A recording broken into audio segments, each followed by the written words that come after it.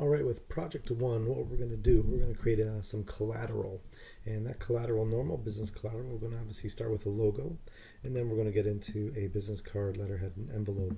But our first main issue here, and the most important thing, is creating the logo. Then we create the look that is going to go on the rest of the collateral. So let's start this assignment off, but I am going to keep on referring to one that I've already created here. So very first, Command N or File New, go to my inches. And I'm just going to start with a simple 4 by 4, and this is going to start off this artboard here for the logo. And I am going to place a bleed on because the bleed is going to be attached to the letterhead, envelope, and business card. So for that, I'm just going to 0.125 inches. More settings just to make sure, CMYK, 300 pixels per inch. Perfect, everything else is good there. I'm going to create the rest of the artboards inside the document. So here's my 4x4 that I'm going to use for my logo. But first what I'm going to do is I'm going to create the rest of my artboards. So I'm going to go to Artboard, create new artboard, and I'll double click on that space right there. And I'll make this the business card artboard, which is 3.5 by 2, or potentially if you want to, you can make it 2 by 3.5 if you want your business card to be landscape or portrait. It's entirely up to you. We'll say okay. And if you want a double-sided business card, you just have to create another artboard. If you want, just duplicate that by clicking and dragging that down. And I've duplicated that artboard. I can go to my artboard selection tool and just move it around. It's entirely up to you what you want to do. But for now, I don't need that one. I am going to throw it out. Great. So my next artboard I'm going to create is going to be the letterhead, which is 8.5 by 11. And what you should do is actually name them, obviously. You could name them here or later name them over here. And I'll actually do that now. I'll say logo, business card, letterhead, and create one more. I'm going to call that my envelope, and that is a 9.5 by 4.125. Okay, there we go. So now obviously these are a little messy, so let's clean these up. The way I've done it over here to make things a little bit easier for me was to organize it this way. You can organize it any way you want. This just was easy for me for workflow. Click on my artboard selection tool and just start moving some things around. Actually, by clicking and dragging, I could actually make a new artboard, but that's not what I want. I want to select a current one and just move it around. And just clicking and moving. This one I'll move over here. This one I'll move over here. Down there. And this one I can move over here. Or something like that. It doesn't really matter, but once again, it gives you easy workflow, so you can select some graphic elements here and place them over here, whatever you want to do. So I'm happy with that, and that's fine. So I have all that set up, and my artboards are good. Now I'm going to kind of focus on my layers and start working on that. So first what I want to do is, let's pretend I have my logo already done. You should be able to use the workspace. Use the workspace all around here to create different elements, to do different things with your vectors and try different things out as you create your logo. Obviously with your logo, which I strongly suggest you do, is draw it out, have some fun with it, come up with a bunch of different concepts, different ideas, but try to do that, but then play around with it here in Illustrator and play around the workspace. And then what ends up on your final artboard is what will be published or created, at least in the PDF. So make sure that your artboards are clean, but the workspace around it could be messy. It doesn't matter. So I'm just going to Command V, paste in my logo that I've made. Now let's just pretend it's a single color right now. You are going to create 4 different versions of this. So you have one logo, and that's good to go, and you're happy with that. Then what you're going to do, you're going to click on the rectangle tool, create a bar, and make that black. You're going to copy and paste, or just duplicate that over top. And what we should do, because it's behind, we should object, arrange, bring to front, which you can't tell because once you click off of it, it's gone. And then you're going to select that and you're going to convert it to a brighter color. In this situation, I'm making it white because more often than not, when you're creating logos, you need to create many different versions of that logo. So you're going to have your normal black version, a reverse version, which this one's black on white. As you can see what I did here, I created a grayscale, so I created a black and a light gray, and then same here, I kept that light gray, but now I added the white. So you could also have a grayscale effect. Next, what I did, I added some color, so a full color. Now your full color should never actually be more than 3 colors, especially when we're talking about logos to be reproduced in many different variety, many different media. We want to try different things to use them on. You want to keep your logos pretty simple with color, 2-3 colors tops, and then you can get into a single color Pantone, which I'm going to get into just a second. So let me do that again. I'm just going to copy this, duplicate it down, hold on Alt. Now I've duplicated it, and now I'm just going to add a few different colors here. So I'm going to ungroup it, Command G, and I ungroup it so I can access just certain vectors. And I think what I did was I made some of it green, some of it blue, the cyan, and then let's just say I made the rest of this cyan as well. So I have a 2-color job here, which is fine. Maybe I could separate that a little bit more and just divvy this up. It doesn't really matter how I do it, but you're definitely going to have some control over it and have some fun with it and definitely play around with it. Then I'm just going to duplicate this again. Now here is an interesting thing. I'm just going to scale these down to make it fit. Now here's where we're going to choose a Pantone color. Pantone colors are used in printing for a variety of methods. If you read your technical note, you can understand them. But mainly, we use Pantone colors to keep our colors consistent. Every time we reprint them over and over, and especially when we're using a printing press, so that's a high volume printing. So we want to choose Pantone colors so they stay the same no matter where we print them anywhere in the world. This particular Pantone is a separate ink that's mixed, separate than CMYK, the cyan, magenta, yellow, and black. It's a very specific ink color that you choose from a Pantone booklet, which I'm sure you've seen. Pantone booklets can be purchased at the college. They're there as well. And mainly what you do, you go through the booklet, you pick a color that you like, and that's the truest color that you're going to get that's printed. Even on your screen, it might be a little bit different. It's going to look different on your screen because they're calibrated differently. So mainly what you need to do is choose that Pantone color and understand that that's the true color on that particular stock, on that paper, whether it's coded or uncoated. In this particular situation, we're going to say it's coded, and I'll show you how to do that. So this is what we want to do. So what I'm going to do, I'm going to select my whole logo, and I'm going to convert it to one Pantone color. And this is how you choose a Pantone color. Go up to your swatch panel, make sure it's open. Click on the drop-down menu, and we're going to, well, first we're going to create a new swatch.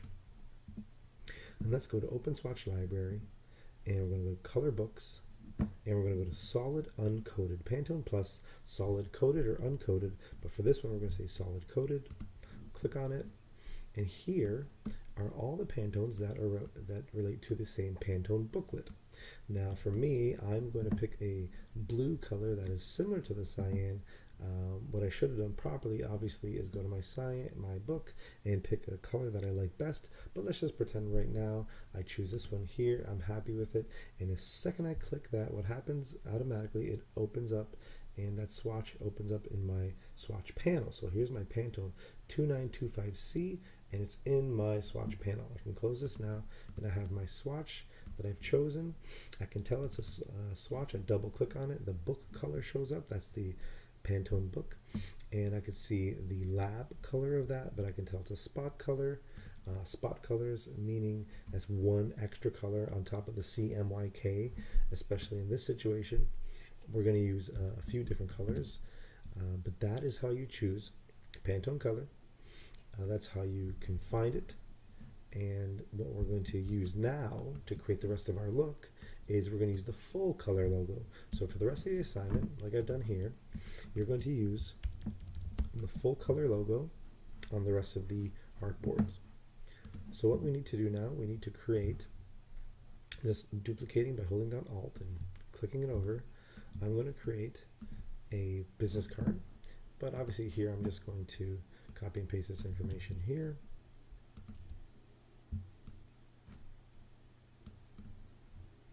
And do that. And paste it here. Because really what you would do, you'd grab your text tool. You can click and drag a box, which I always I suggest you do in this one.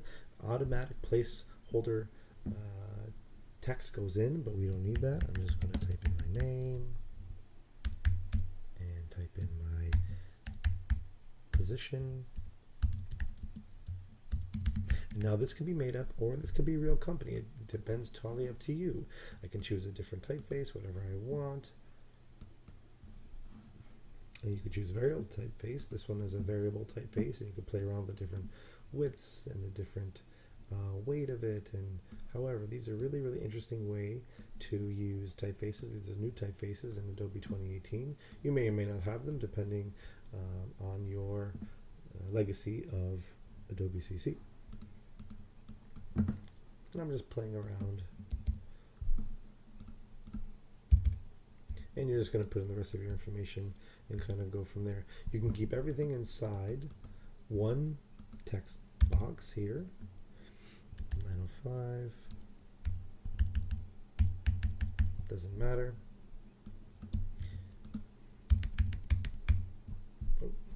Just to get that information in there. And then what I want you to do with this assignment as well, you are going to create icon sets. So these icon sets are going to be representations of the information that it's next to. So obviously this is a phone showing the phone number. This is a fax showing the fax number. You don't have to have a fax number. This is just what I've shown you. The information on the assignment sheet, you could look at the assignment sheet and page 3, and it shows you all the information you need per each artboard. Here's mail. I would like you to create your own, get creative, do your own original artwork of the icon sets and the different things. This will give you a good understanding of playing with vector shapes and on this very small scale and how to render them properly. You can zoom in as much as you want, but once you zoom out, and you're going to see them kind of at the right magnification, they might be too small. They might not be able to be understood. So you have to make sure. So this gives us a good way to understand vectors at a very small scale and how they are seen at a larger scale. And so we have our little URL, so the little globe, and our location or physical location, our home there. So really, at the end of it, you can have this information there and place it there. One other thing I ask of you on all the artboards is to have margins set up. So here I have my margins, this blue line, to give myself some safety. I just need the margins around the 3 artboards, not the logo artboard. So let me show you how to set those up really quickly. So here on this artboard, I'm going to create a margin around here by creating a box. Now I know that the artboard itself is 3.5 by 2, the standard size of a business card. So I clicked on my rectangle tool, I double click, so click on the rectangle tool, double click anywhere, and I'm just going to set this up to be 3.25 by 1.75. And what I'm doing is I'm subtracting 1/8 of an inch from all sides. So I've done that, perfect. So now that's just a shape, and that's fine. What I want to do is convert this box into a guide. So I'll go to View, Guides, and Make Guides. And now it's a guide. And what I can do now is align it to the artboard so it fits perfectly. So what I'll do with my Align tool or Align panel, I'm going to go to make sure I show all my options so I can see everything. I'm going to go down here, Align to Artboard. And what I could do, I could horizontally align it center and vertically align it center. Now it's perfectly centered in that artboard, and what I can do now, I can go back to my view, drop down, go to guides, and lock my guides so I can't touch it anymore, and now it stays as a perfect margin. So what I want to do, I'm going to stay within that margin. I want all my important information to stay within that margin. Now what I've done you want to align things somewhat properly here as well. What I've done on this other one here is I showed a bit of a bleed. It was kind of just a part of the logo itself. So I'm just going to copy that over and bring that here. So I have this information. It's just kind of creating a nice little element here, some nice flow, bringing the design all together. And what it does, I'm extending this color past the bleed, which is the red line, or at least to the bleed line, so that when it gets cut, the blade will come here, and the blade will come here, and here, and here. It cuts off this excess, it cuts off this excess, and I have nice edge-to-edge ink coverage with no little white gaps in between, and that's how you can do that. That's entirely up to you to add bleeds. I strongly recommend you do it to get used to playing around with bleeds and understanding how they work better, but that's what I need for that. The last thing I need on this business card artboard is a little die cut. Now this die cut, what it does here, it shows me that I'm going to need, when you can see all my layers on this one, I'm going to have rounded corners on this business card. For whatever reason, if we want to show the printer or the print shop that we want rounded corners, what I have to do is I have to create a die line. So what I'm going to do, I'm going to do that here on this artboard. So what I need to do is select my rectangle tool and double click anywhere once again, 3.5 by 2, because I know it's going to fill up the full artboard, and I know that the artboard is 3.5 by 2 business card size. Say OK. I will fit it to fit that perfectly, 3.5 by 2. And what I'll do now, I will just convert that, and the stroke is going to be cyan, which it is, and it is also going to be, the stroke is going to be 0.125 points, and that is it. But I have to do one more thing. I have to round the edges. So here's a quick way to do that. With my rectangle selected, this little circles that show up in the corners, I can just click and drag them, and as I click and drag them, their little box shows up with some measurements, and 1.3 is fine, because really I want my rounded edges to be 0.125 and rounded up is 0.13, so I'll leave it at that. So that's how I rounded my edges. Now here's where we have to start playing around with the layers. I'm going to create a new layer, just clicking on new layer, and I'll call it die line. And with that, I'm just going to select that shape. And here, on layer 1, it shows me that a shape has been selected, but I want to move that shape, this shape, to the die line layer. So all I have to do is select this square, click and drag it up, and you see how it's going to turn red. Now that shape is now on the red die line layer. You can see it turn red. What I want to do with that, I want to lock that layer so nothing touches that. And there we go. Now also, you should play around with your layers and maybe put all your logos on one layer. So I'll create a new layer and I'll call it logo. You should put all your type on a type layer, all your backgrounds on a background layer, all your graphic elements on a graphic layer, whatever you want to do. I strongly suggest you do that. Same with the type, because what we're going to do with the type, we're going to duplicate the type and we're going to convert it to an outline, but we'll do that in just a little bit. So next what I want to do, I'm going to create the letterhead. A very smart thing to do here is create the logo, create it 4 different ways, then create the business card and create your look.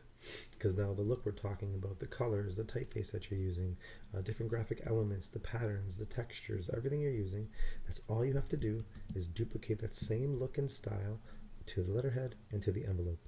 Don't recreate every page or every artboard. Don't recreate a new envelope, a new style. Take exactly the same typefaces and colors and styles you've chosen and bring them over here. That's exactly what I've done. I created the logo, I brought the logo, brought it over here. The content information is always set up. I just placed it in a new way, but same style here. Same graphic elements, I placed them here. I just duplicated this and brought down the opacity to that. If you're not too sure how to change the opacity, just go to your transparency panel and you can change the opacity up to 10, 30%, whatever you want. From 0% to 100%, I went 10%. The reason why I did that, because the information here has to be legible. What is going to happen more than likely is a note will be made that probably fills this space, and this is usually how this takes place. This is the point of a letterhead, that a note or information usually goes in there. So we have to be careful of how our graphics interfere or play with the type and its intention. So let's get rid of that. So this is what I'm asking you for the letterhead, and what you're going to do, you're also going to create a margin there. So let's create a margin for our letterhead. So I'm going to click on that artboard, I'm going to click a box, duplicate it, or sorry, not duplicate, just double click, and this one I'm going to make it 8 by 10.5. So now instead of adding an 1/8 of an inch, I'm going to add 1/4 inch to each. Sorry, I did 1.5, I meant 10.8 by 10.5. I'm adding 1/4 inch around the whole thing to give myself even more of a safety, even more of a safe space for me to place my information. So once again, I select my square or my rectangle there. I go to align to artboards already set. I'm going to center it and center it. Click on both of those. Now it's perfectly centered in there. And I'm going to go to view and make guides. And now it's a guide and it's locked and I can't touch it. So once again, that's all I did. That die line is locked. I just brought this over here. Brought my contact information over here. Now I don't need my position. You can put it there, but it's not necessary. Place that there.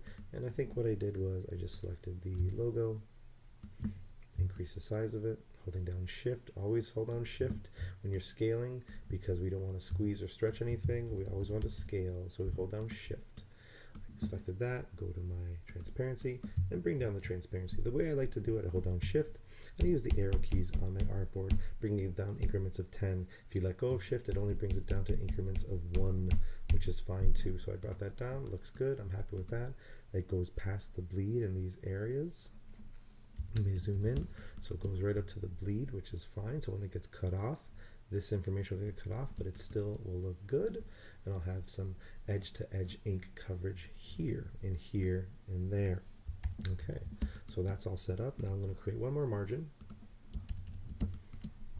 here. So I've selected my artboard. I click on the artboard, click on the rectangle tool. I double click, and now this one is going to be 9 by 3.625.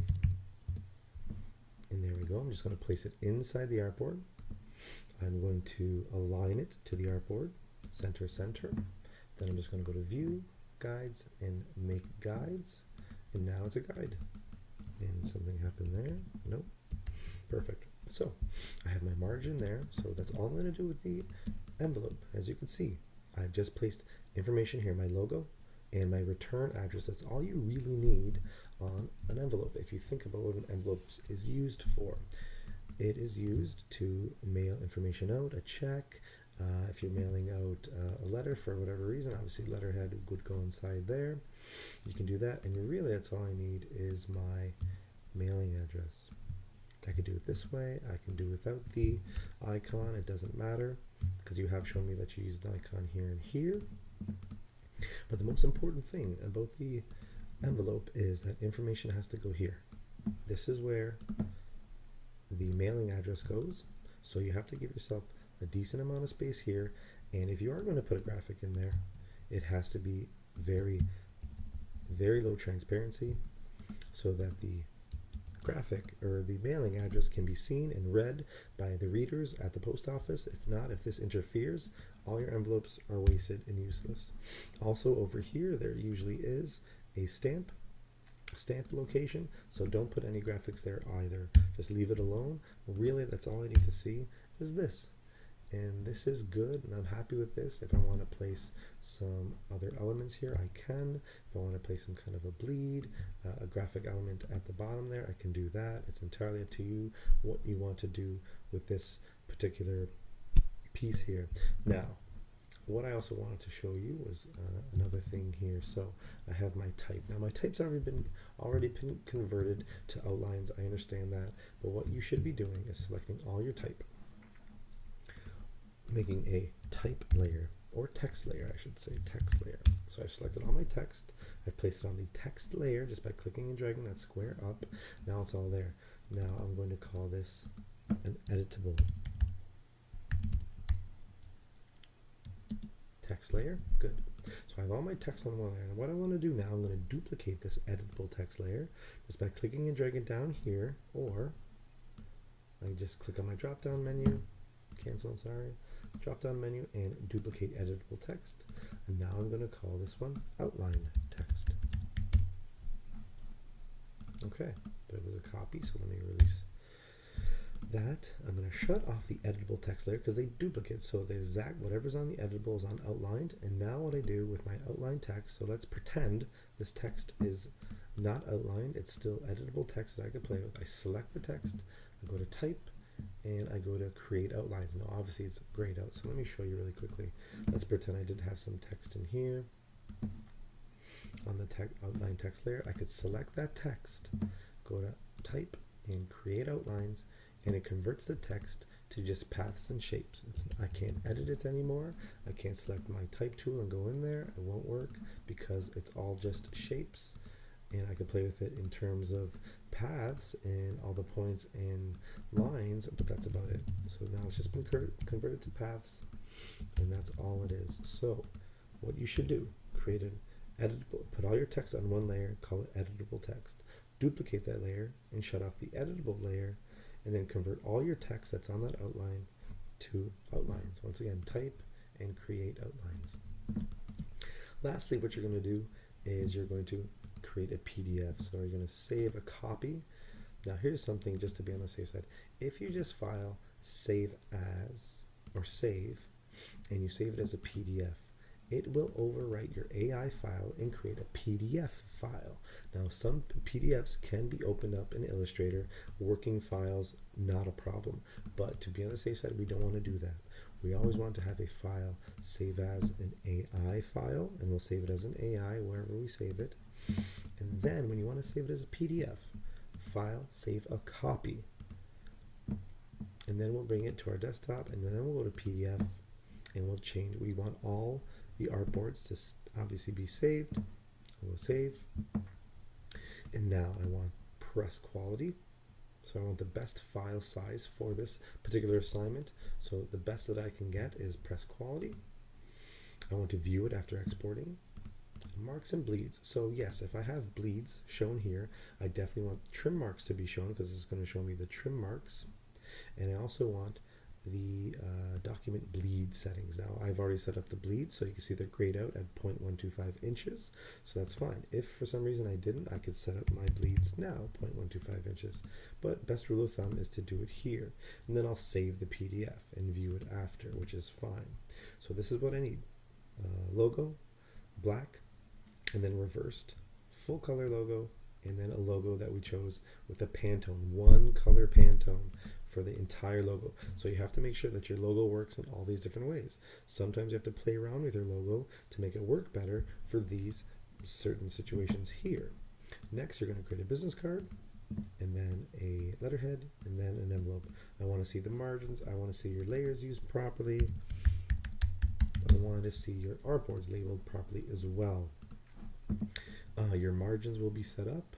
Your areas where there should be no graphics or very light graphics should just be that, so we can make sure that the text here can be seen and text here can be seen, and all the proper information is set up on each board as well. So just to mention quickly, the artboard for the logo needs to be a 5x5, not 4x4 as I mentioned earlier. So if we could just change it to 5x5, that would be fine, and then you can increase everything anyways, give you more room to place everything on there. And you could center everything too, just click on that, and obviously align to artboard, and center, and same with that, center, and then play around with those as well. And there you go.